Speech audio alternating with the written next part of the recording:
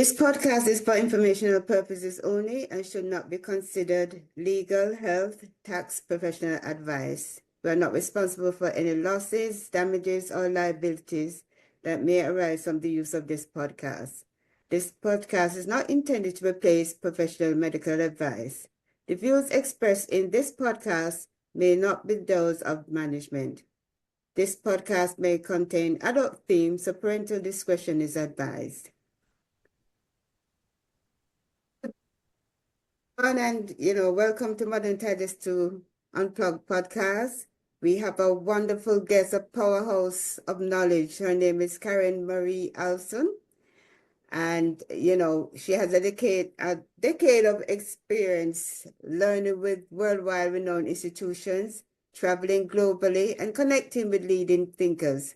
Karen is always at the forefront of trends and innovations. Her passion, empowering others. She shares tools, insights, and strategies to help people grow, building wealth, and lead with purpose. So Karen, I'm so happy to have you on today as our guest.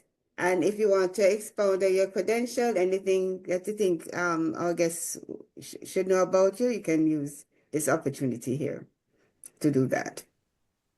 So I'm so excited to be here. Thank you for having me. Thank you for allowing me to be a part of your platform. And I hope today we can pour into a lot of people. So for all of my career, I've been a learner and someone who's been anxious to be at the forefront of technology. I consider myself someone who's curious and who wants to know a lot about all kinds of things. So on my life journey, health, wellness, being my best self, growing, and leading with empathy and authenticity have been my passions. All right, awesome. So what would you define authentic living, and why is it so critical to today's fast-paced, hyper-connected world? First of all, I think authenticity is an amazing trait that so many people are afraid to embrace. Social media has created this false sense of reality, and people try to live up to an expectation or something we see on social media that's not real. And so to have the strength to be authentic and to be who you are and to showcase who you are is important. And we need people to show the world that you can make mistakes, you can grow, you can navigate through a process, you can be content, you can be radical simply by being yourself. So authentic living for me is the ability to show up as just me, not my bio, not my credentials, not my education, not where I went to school, not who my family is, and not where I live, but just me, and allow God and the universe to direct what is needed for me to come to me. Okay, so what role does self-awareness play in authentic living, and how can one cultivate it?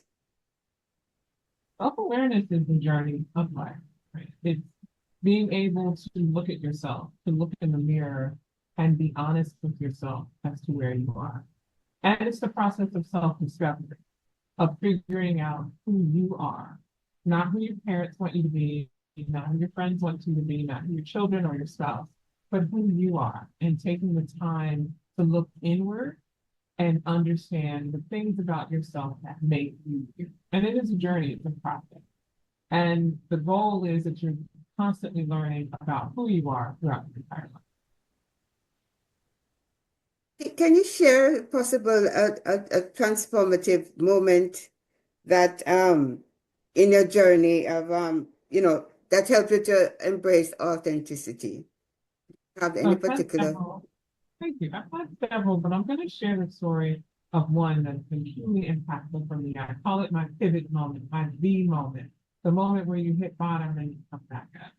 About 11 years ago, I was training for my first half marathon, and I was on a nighttime bike ride. It was August, beautiful summer night, and I was on a bike ride.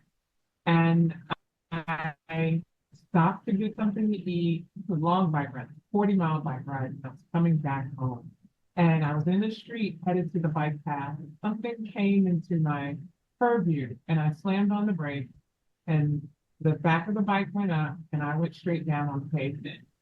I shattered this elbow into 100 pieces and fractured my jaw. So I had my mouth wired for 2 months, had an 8-hour surgery the next day, and spent 3 days in the ICU. And in the ICU, I had cried so much that all I could do was pray.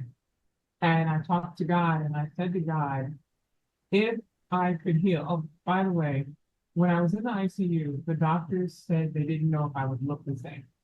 And for a woman, telling a woman that don't know how you're going to look after is a traumatic experience. So in the ICU, I was talking to God, I was praying, crying. And I asked God, I said, I would like to heal and I'd like to be a better person on the other side. And that if he would help me find the strength to navigate what was coming, that I promised to be a better human being, that I would look inward and change the things about myself that weren't in alignment with me being my myself. And so when I started healing, I had a year of physical therapy and recovery. And I started looking at not only my outward body, but my inside. I started going to therapy, started reading books about the healing journey. There were friends that I pulled away from because they weren't truly my friends, they were hangers on. And I learned to have more empathy and to see people where they were on their life journey. I asked God to bring people into my life that were like-minded, that were trying to grow into better versions of themselves. I started to seek out conferences and places and spaces where I could learn from other people.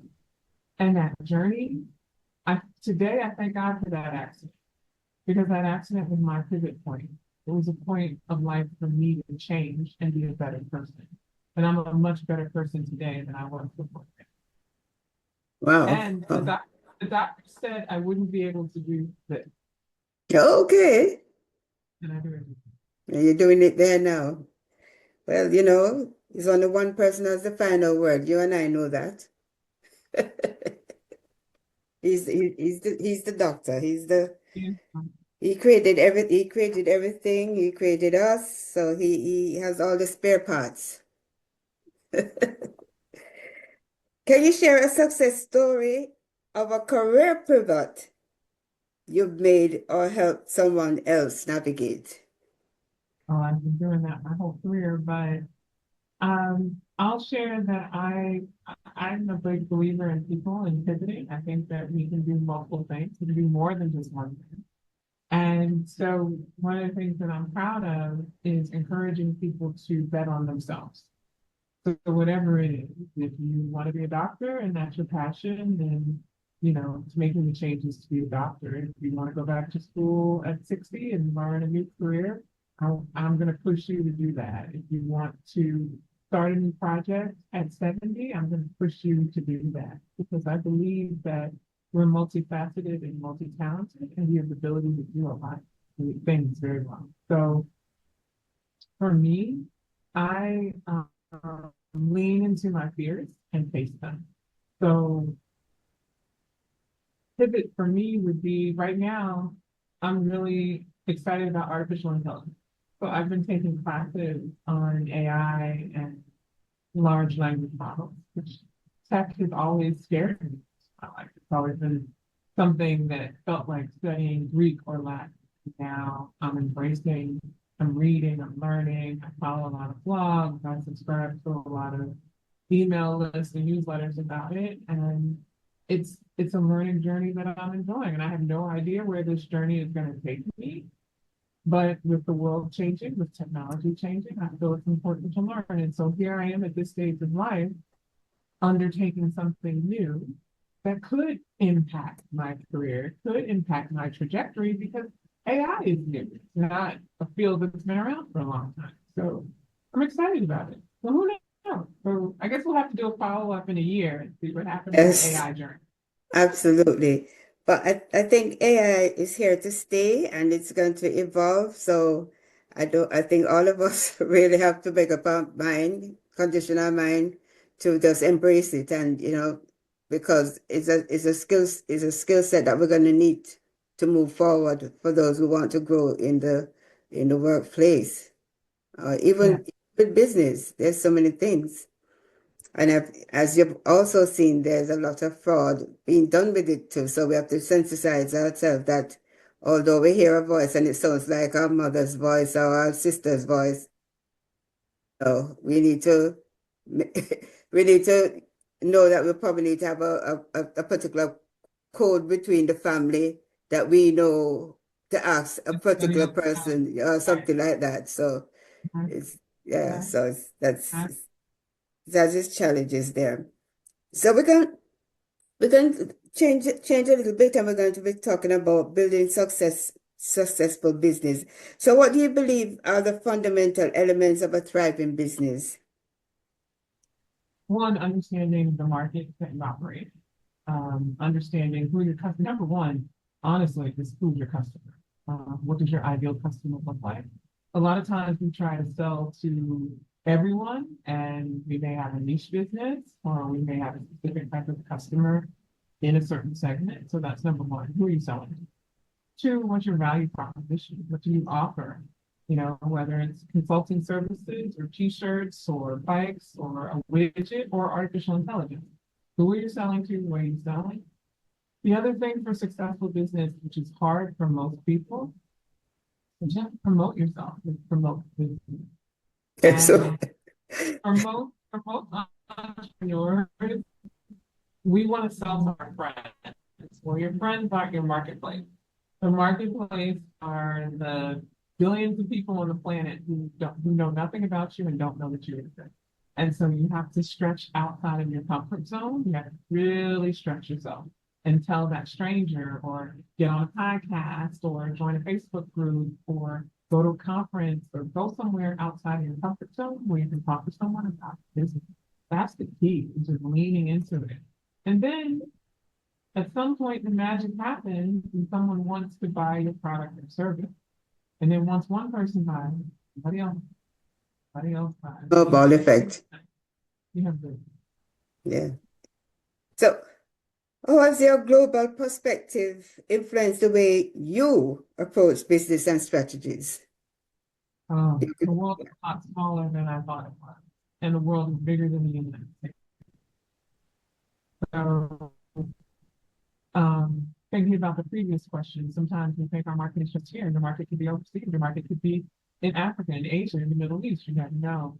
Now with the rise of TikTok and Shopify and all these brands, people understand that you can order from China and sell in the United States. You can order t-shirts from China and sell them in the United States. So now people are starting to see the connection around global trade and supply chain.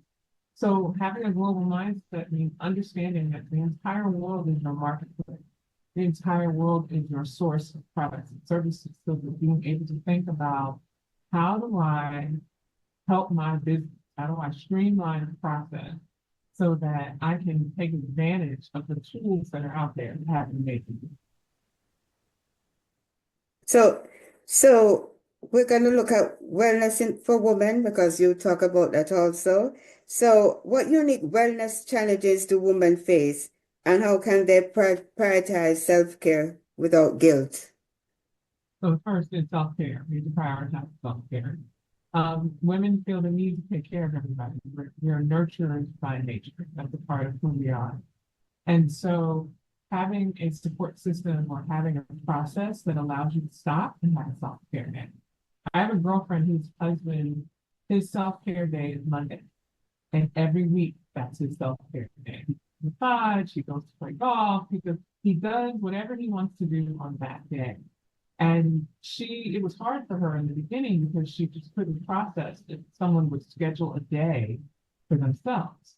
And now she has for herself. So now they both have one day a week that is complete self-care, where they can turn their phone off, they can go to the spa, they can go to the golf course, go somewhere, go sit in the park, take an art class, whatever it is, but have something. So for women, my advice is find time to pour into yourself and find a tribe and or a support system that gives you the space for your, whether it's to go get a manicure or a pedicure or to go for a walk, or a girlfriend that says, I'll walk the trail with you, or let's get up and go for a hike on Sunday morning. Finding time to just be in that safe space of yourself, talking to God, where you are pouring into you and feeling better about it. Oh, the lessons from global travel and connection, because we know that you are a traveler. So so Right?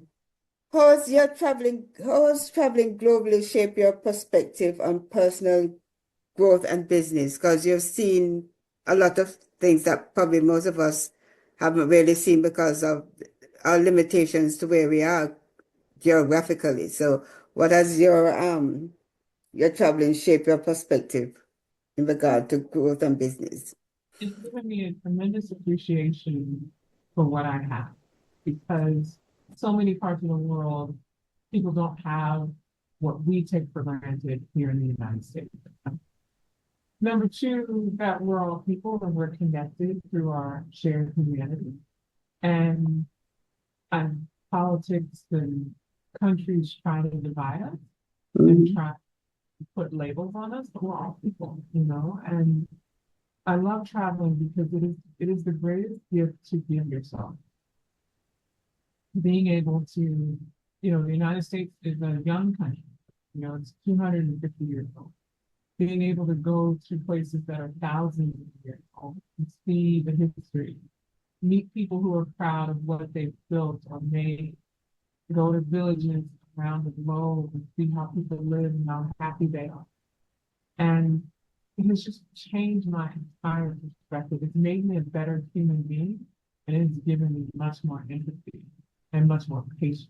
And so I I feel I have this thing. If I don't get on an airplane and go somewhere every couple of months, I have this thing that I'm like, wait, I need to get out of the country. I need to explore. I need to see something in the world. And so I have an amazing bucket list of places I'd like to go to and see. And God willing, I'll be able to see all of them before it's time for me to go home. I'm sure you will. So can you share a specific cultural experience that profoundly impacted you? Your Oh, approach? Yeah. I Mm-hmm. would not say the Middle East.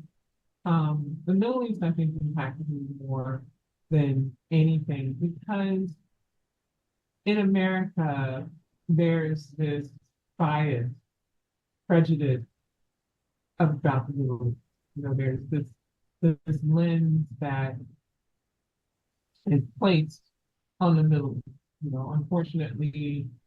And when you go and you see how safe it is, and that there's no crime, no graffiti, no trash on the ground, no homeless people, none of that. And people are happy and live well.